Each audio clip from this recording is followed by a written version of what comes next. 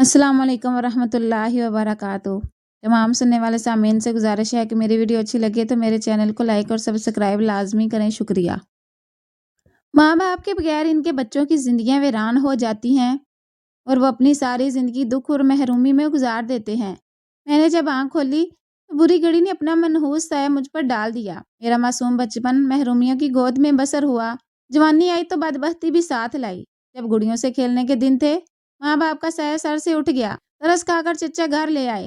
तभी मेरे नन्हे नन्हे हाथ खेलने के बजाय बर्तन धोना, झाड़ू लगाना और कपड़े धोना सीखा। ये दिन ऐसे थे जैसे किसी अकेले मुसाफिर के रास्ते में तपती धूप और बबूल के कांटे होते हैं। आज तक उन नकीले दिनों की याद मेरे रगो रूह में चुभती रहती है। माँ बाप का तस्वर करती हूँ तो जिगर से लहू टपकने लगता है। 16 साल की हुई तो चचा और दादा मुझे यतीम पर रहम खाते देखकर अपना मुंह इधर उधर फेरने लगे और चच्ची झुरझुरियां लेने लगी।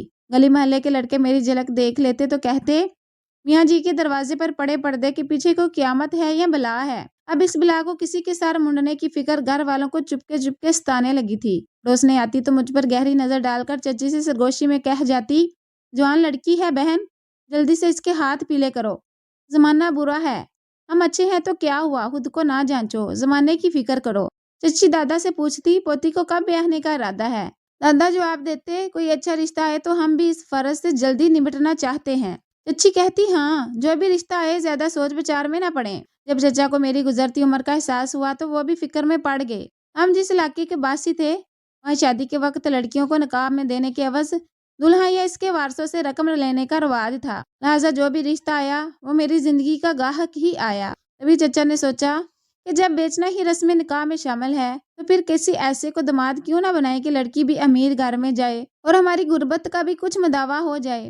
तभी उन्होंने मुझे कोहाट के एक अमीर घर के सरबराह हाजी साहब के हाथ बेच दिया।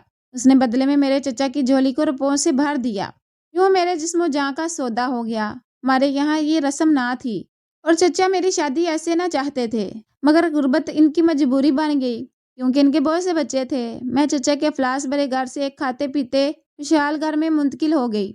नया शहर, नया घर और नया माहौल। कई दिन तक दिल पर वहशत तारी रही।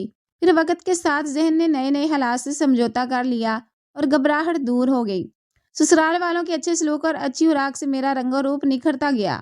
मैं अनपढ़ गंवार लड़की थी, लेकिन मेरे हुस्न का यहाँ कोई सानी ना था और मेरी आदतें अच्छी थी। बड़ों का अदब और सलीका मंदी मेरी शख्सियत का हिस्सा थे। शराफत गुट्टी में पड़ी थी। कभी किसी गलत हाथ ने मुझको नहीं छुआ, ना किसी की मैली नजर मुझ पर पड़ी। कोई नजर भर कर देखता तो मैं सिमट कर गुलनार हो जाती। मेरी मासूम और बेसाता बातों ने मेरे शोहर का दिल जीत लिया। हाजी साहब की बीवी अब मुझे बहू नहीं बल्कि बेटी समझने लगी। मुझे बचपन से मेहनत मशक्कत की आदत थी। सब बिन कहे घर के सारे काम कर देती थी। मेरे सगड़ापे ने उनके मकानों को महलों की शान अता कर दी थी। उनको मेरे जैसी बहू चिराग लेकर ढूंढने से भी ना मिलती। ये हीरा खुशकिस्मती से उनके घर की जीनत बना था। मुझे खरीद लाने के फौरन बाद 2-4 रिश्तेदारों को इकट्ठा करने के बाद हाजी साहब ने मेरा निकाह अपने बेटे महबूब खान के साथ पढ़वा दिया। सास ससुर ने घर पर ही मुझे जेवरे तालीम से रास्ता करके मुझ में जो कमी रह गई थी इसे पूरी करने की कोशिश की। अब मैं हर गम और फिक्र से आजाद थी। इतना अच्छा शोहर पाकर मैं समझती थी कि यही मेरी जिंदगी की मिराज है। वो भी मेरे बगैर खाना ना खाते थे। इस दौरान मेरी गोद हरी हो गई। मैं खुशी से फूली न समाती थी, मगर अफसोस कि ये खुशी आर्जी साबित हुई। बच्चा चंद दिन जिंदा रहने के बाद फौत हो गया। मैं बेटे को खोकर बिलक बिलक कर रोई। यूं लगा कि मेरे रोशन घर में अंधेरा भर गया हो। हर दम गुटा गुटा सा रहता। दिन रात आंसू गिरते रहे। जरा सी बात के बहाने मेरी जिंदगी बदल गई। मेरे शोहर को अचानक नए कारोबार की सूझी और इस सिलसिले में लाहौर चले गए। उनका जाना था और मेरी बदबख्ती का आगाज हो गया। मेरा पोर्शन ससुराल के एक गोशे में वाकया था। जो मेहमान आते वो ससुर के हिस्से में ठहरते थे। उस दिन सास अपनी बेटी के घर दूसरे गांव गई हुई थी और ससुर महबूबा के साथ नए कारोबार के सिलसिले में कुछ लोगों से मिलने चले गए थे। उनके जाते ही ससुर के एक रिश्तेदार आ गए। वो पहले भी कई बार आ चुके थे, साथ उनकी बेबी भी थी। मैंने उन्हें इज्जत से बिठाया और खाने वगैरह का पूछा। उन्होंने सवाल किया कि हाजी साहब और उनकी बीवी कब आएंगे। मैंने कहा कि शायद शाम तक आ जाएंगे। उस शख्स का नाम शिराज खां था। उसने कहा, मैंने बीवी को शहर के अस्पताल में दिखाना है, मैं उन्हें अस्पताल ले जा रहा हूँ, तब तक हाजी साहब या इनकी बीवी आ जाएंगे। ये कहकर दोनों मियाँ बीवी चले गए। दोपहर को शिराज खां ने दोबारा दरवाजे पर दस्तक दी। वो अकेला था। मैंने पूछा, चचा आपकी बीवी कहाँ है। अफसुर्दा लहजे में बोला, उसे डॉक्टर ने अस्पताल में दाखिल कर लिया है। ऑपरेशन बताया है। हम किसी तैयारी के बगैर आए थे। अब एक शाल, तकिया, थर्मास, चाय की गिलास और एक कप टोकरी में रख दो। मुझे ये सामान लेकर अस्पताल जाना है। तुम्हारे सास ससुर आए तो बता देना कि जान बीबी अस्पताल में दाखिल हैं। मैंने तमाम अशिया बास्केट में रख दी और कहा, चाचा खाना भी बना हुआ है, मैं टिफिन में डालकर दे देती हूँ। आप अस्पताल में कहाँ खाना लेते फिरेंगे। और राजी हो गया और मेरे ससुर के कमरे में बैठ गया। मैंने खाना टिफिन में डालकर इसे देने गई, लेकिन मुझे मालूम न था कि इसकी नीयत में फतूर आ चुका है।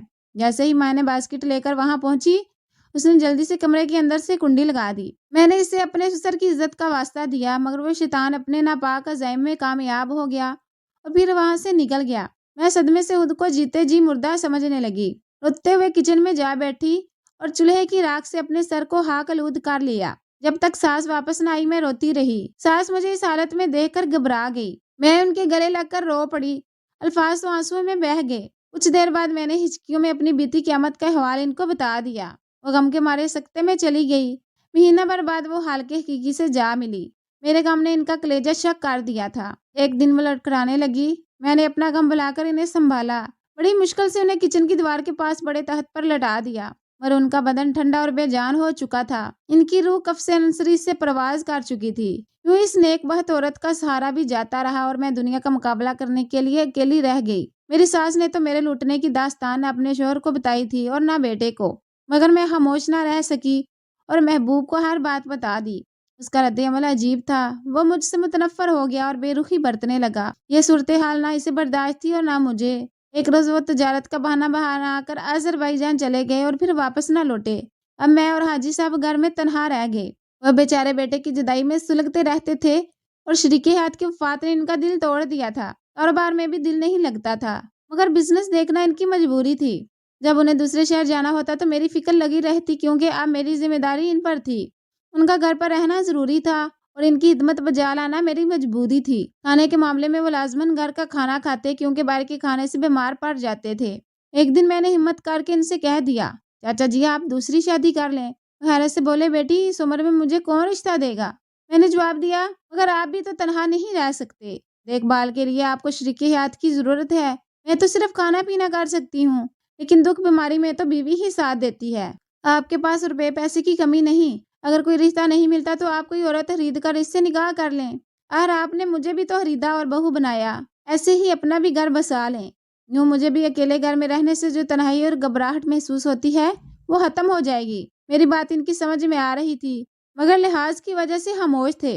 बिलाहर मैंने कोशिश करके अपने गांव में एक ऐसे घराने का सुराग लगा लिया जो गरीब मगर शरीफ लोग थे। उनकी बेटी की उम्र 35 साल के करीब हो चुकी थी और वो बिन ब्याह ही बैठी थी, क्योंकि इन लोगों में रिश्ते के बदले रकम लेने की रवायत नहीं थी। मैंने एक मुलाजमा के जरिए बात चलाई और हाजी साहब का घर बसाने में मदद की। हाजी साहब 65 साल के थे, मगर सेहतमंद थे। इनकी दूसरी बीवी आ गई तो हम 2 औरतें हो गई और मैं अकेली न रही। मेरे ससुर का गम तो हल्का हो गया, लेकिन मेरा गम जो मेरे सीने पर पहाड़ जैसे बोझ की तरह था, आज भी वैसा ही है। मैं आज भी अपने महबूब शोर का इंतजार कर रही हूँ। मल्लेदारों और गांव वालों की नजर में मैं एक बावफा बीवी और इज्जतदार औरत हूँ, जिसको सब झुक कर सलाम करते हैं। मैं दूसरी शादी नहीं करना चाहती थी, क्योंकि मुझे अपने महबूब हाँ के लौट आने का इंतजार है, जो मैं अपनी जिंदगी की आखिरी सांस तक करती रहूंगी। नहीं मालूम महबूब हाँ जिंदा भी है या नहीं, मगर मैं उन्हें जिंदा ही तस्वर करती हूँ। बरसों पहले जो जहर मेरे जिस्म में उतरा था, उसने मेरी रूह और ज़मीर को नीलाम कर दिया था। ना जाने इस बूढ़े शैतान को कुदरत की तरफ से कोई सजा मिली या नहीं, मगर मुझे तो बिना किसी कसूर के एक तवील सजा भुगतनी पड़ी। अब तो मौत ही मुझे इस सजा से रिहाई दिला सकती है, क्योंकि मैं एक खरीदी हुई औरत हूँ।